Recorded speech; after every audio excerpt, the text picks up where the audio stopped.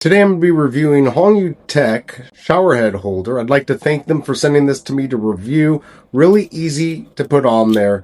It's got this little sticky thing on the back. You actually just have to clean the wall, take off this little backing. You're going to put it on here, press it in, and there's a little lever down here that locks it in place.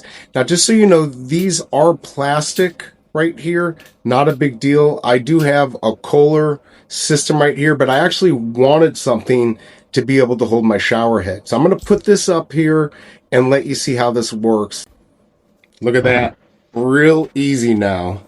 So now, I already had one here, but there was a reason why. Easily goes into my Kohler one right there, or now I've got this one. And even though this is plastic, this is actually very sturdy. And look, you can adjust. So I like that. You can adjust this as you want. If you want it to go down, make something more permanent. I now have two options for my shower. Really easy. They give you the tools that you need to take it off when you want to take it off. There you go. I hope this review helps, and I'll see you next time.